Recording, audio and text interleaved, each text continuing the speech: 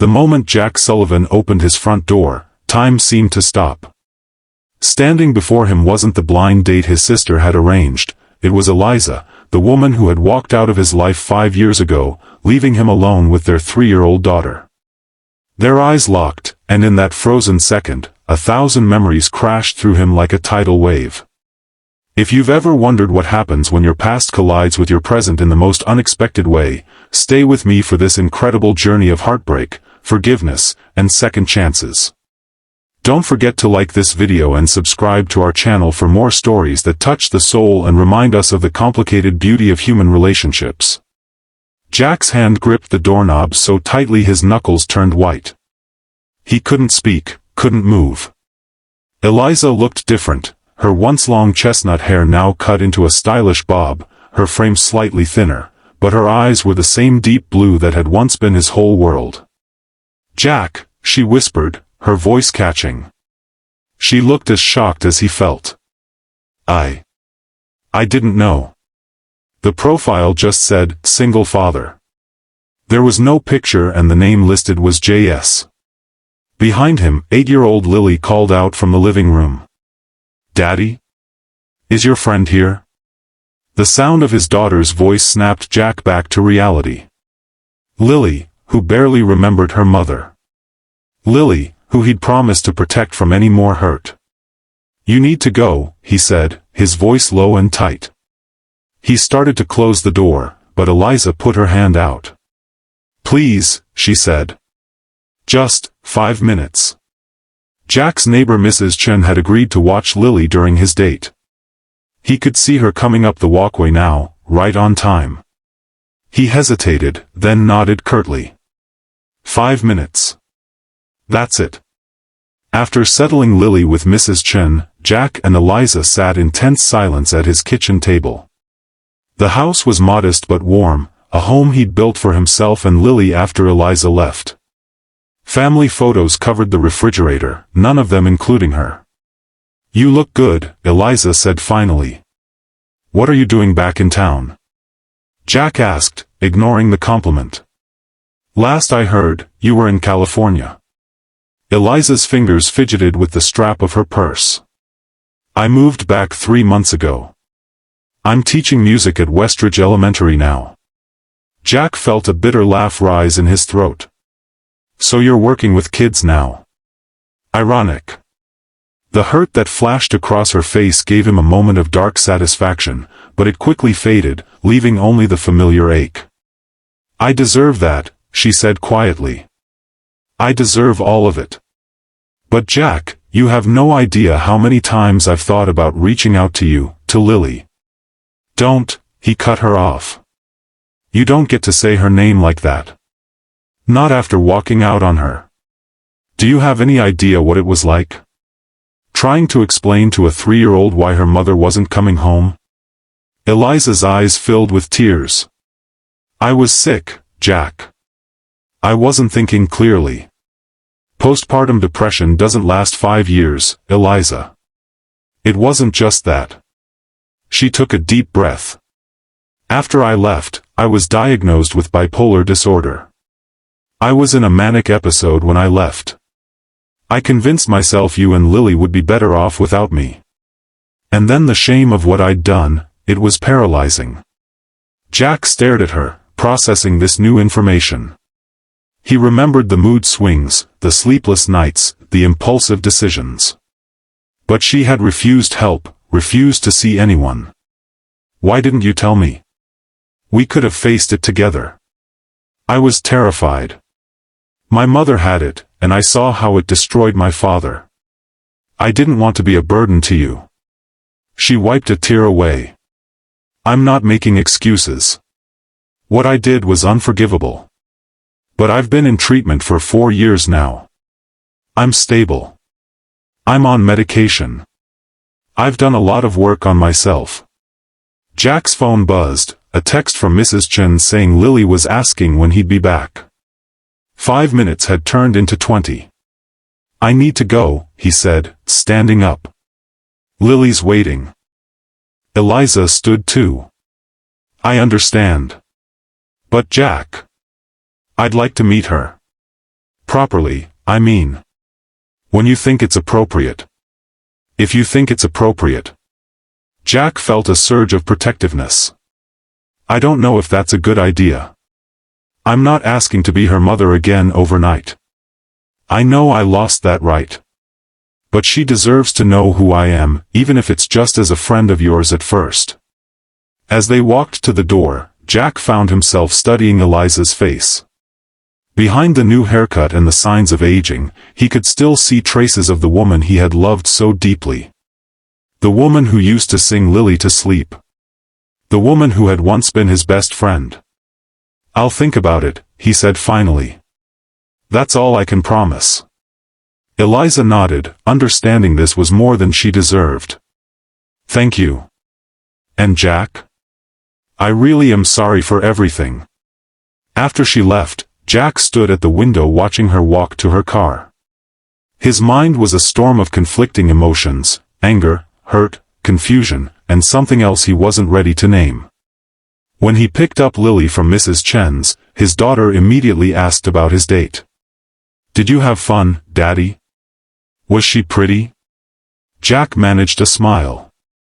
It was complicated, sweetheart. But yes, she was pretty. That night, after Lily was asleep, Jack found himself looking through an old box he kept in his closet. Inside were photos of the three of them, Eliza holding newborn Lily, their small family at the beach, moments of happiness that seemed from another lifetime. He had kept these hidden away, too painful to display but too precious to discard. The next morning, Jack called his sister, Sarah, who had set up the blind date. Did you know? He demanded without preamble. Know what? Sarah sounded genuinely confused. That my date was Eliza. There was a long pause. Jack, I swear I had no idea. The woman I know from my yoga class said her friend had just moved back to town and was single. She showed me a picture, but it must have been old because I didn't recognize her. Oh my God, Jack, I'm so sorry. Jack believed her. Sarah had been his rock when Eliza left, helping him raise Lily while he worked and went back to school. She would never intentionally bring Eliza back into their lives. It's okay, he sighed. It was just a shock. What happened? Did you talk to her? Briefly. She says she's been in treatment. That she was diagnosed with bipolar disorder. Sarah was quiet for a moment. That actually explains a lot. Remember how she would stay up for days working on her music, then crash for a week? Mom always said there was something not right about her moods.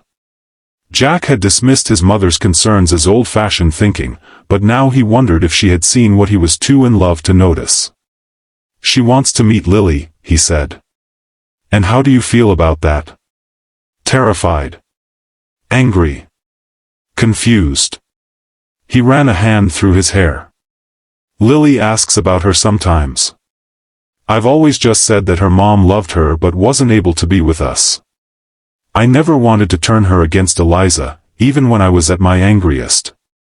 Because you're a good father, Sarah said gently. And a good man. But Jack, whatever you decide, put Lily first. And yourself second. Eliza comes last in this equation. After they hung up, Jack sat at his kitchen table, staring at his coffee. Put Lily first. That had been his mantra for 5 years. But what was best for Lily now? To know her mother under controlled circumstances? Or to be protected from someone who might disappear again?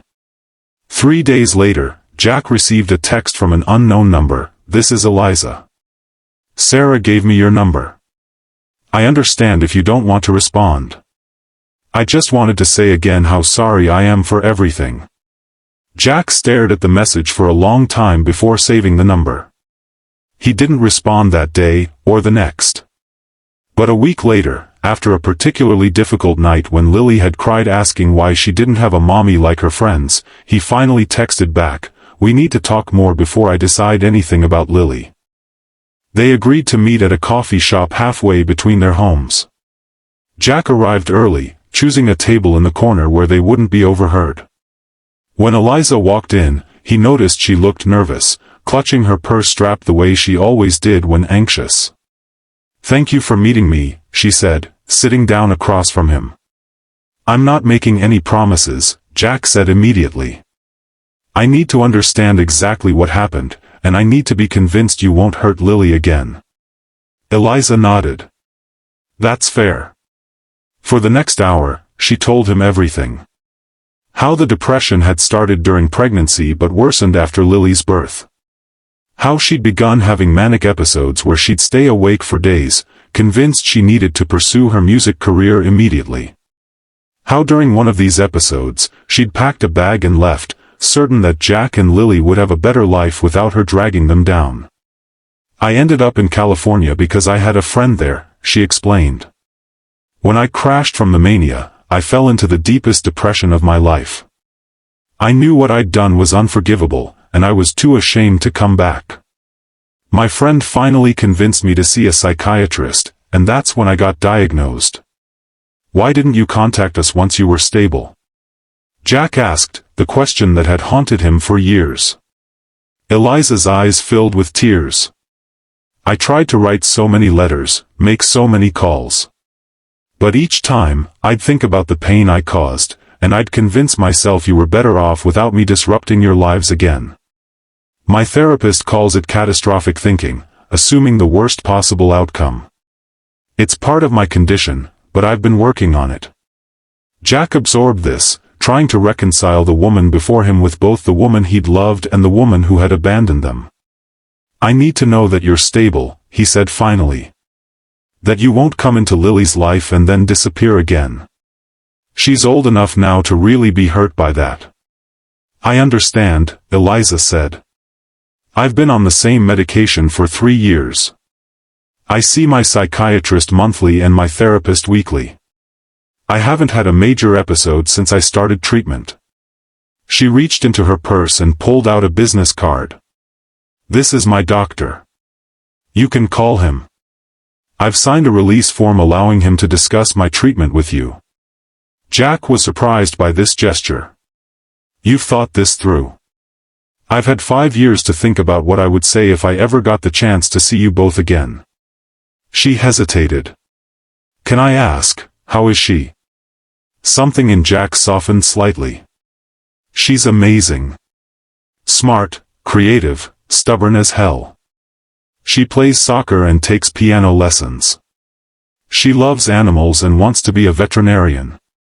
Eliza smiled through tears. "She sounds wonderful. You've done an incredible job with her." "I had help. My sister, my parents, friends. It takes a village, right?" They talked for another hour. Jack learned that Eliza had completed her music degree and now taught elementary school music. She'd been sober for 4 years, having recognized that alcohol interfered with her medication. She lived in a small apartment near the school and had a cat named Mozart. As they were preparing to leave, Jack made a decision. "I need time to think about all this. And if I decide to let you meet Lily, it would be very controlled at first. Maybe just a brief introduction as an old friend. We'd need to take it extremely slowly." Eliza nodded eagerly. "Of course. Whatever you think is best. I just want a chance to know her, in whatever capacity you're comfortable with." Jack spent the next 2 weeks in deep thought. He consulted with a child psychologist about the best way to potentially reintroduce Eliza to Lily's life. He called Eliza's doctor, who confirmed she had been diligent with her treatment and was managing her condition well. He talked with Sarah and his parents, all of whom had different opinions but supported whatever decision he made. Finally, he decided to take a small first step. He invited Eliza to watch Lily's soccer game, with the understanding that she would sit separately and not approach them. He wanted to see how he felt seeing her in Lily's orbit before making any further decisions. The day of the game was sunny but cool. Jack and Lily arrived early for warm-ups. He scanned the small bleachers and spotted Eliza sitting alone at the far end, wearing sunglasses and a blue scarf. She gave a small wave when she saw him looking, then quickly turned her attention to the field. As the game progressed, Jack found himself watching Eliza almost as much as Lily. He saw how she cheered when Lily's team scored, how she winced when Lily took a fall but got back up. There was genuine emotion on her face, a connection that couldn't be faked. After the game, which Lily's team won 2-1, Jack approached Eliza while Lily was celebrating with her teammates. "Thank you for inviting me," Eliza said. "She's incredible. That save she made in the second half. She's the team's best defender," Jack said, unable to keep the pride from his voice. "Listen, I've been thinking. Would you like to come over for dinner next Friday? I'll introduce you as an old friend. Nothing more for now." Eliza's face lit up. "Yes, I'd love that. Thank you, Jack." The week leading up to Friday was tense. Jack cleaned the house obsessively, planned and replanned the meal, and rehearsed what he would say to Lily. He decided on simple honesty. Eliza was an old friend who had moved back to town, and he thought Lily might like to meet her. When Friday arrived, Jack was a bundle of nerves. Lily, picking up on his mood, asked, "Daddy, why are you so jumpy? Is your friend really important or something?" Jack knelt down to her level. "She's someone I knew a long time ago, and yes, she is important. But you're the most important person in the world to me, okay? Never forget that." Lily rolled her eyes in that way only 8-year-olds can perfect. "I know that, Daddy. Can I wear my new blue dress?" The doorbell rang precisely at 6. Jack took a deep breath and opened the door. Eliza stood there holding a small gift bag and looking as nervous as he felt. "Come in," he said, stepping aside. Lily appeared in the hallway, looking beautiful and suddenly shy in her blue dress. Jack put his hand gently on her shoulder. "Lily, this is my friend Eliza. Eliza, this is my daughter, Lily." Eliza knelt down to Lily's level, just as Jack had done earlier. "It's very nice to meet you, Lily. Your dad has told me what an amazing girl you are. I brought you something." She held out the gift bag. Lily looked up at Jack, who nodded his permission. She took the bag and pulled out a small stuffed otter. "Dad says otters are your favorite animal," Eliza explained. "Is that right?" Lily's face broke into a smile. "Yes. I have 3 already, but not one like this." "Thank you." She hugged the otter to her chest. "You're very welcome," Eliza said, her voice slightly unsteady. Dinner went surprisingly well. Eliza asked Lily questions about school and soccer, listening intently to every answer. Lily, always social, warmed up quickly and soon was chattering away. Jack watched their interaction carefully, ready to intervene at any sign of distress from either of them, but the conversation flowed naturally. After dinner, while Lily was showing Eliza her collection of animal books, Jack observed them from the doorway. There was something surreal about seeing them together after all these years, the two people he had once thought would be his family forever. When it was time for Eliza to leave, Lily surprised them both by giving her a hug. "Will you come back sometime? Dad never has friends over for dinner." Eliza looked at Jack, letting him answer. "We'll see," he said carefully. "Maybe." After Lily was in bed, Jack walked Eliza to her car. The night air was cool, and stars were just beginning to appear in the darkening sky. "Thank you," Eliza said. "She's even more wonderful than I imagined." "She liked you," Jack admitted. "She doesn't warm up to everyone that quickly." They stood in silence for a moment, the weight of all that had happened, and all that might happen, between them.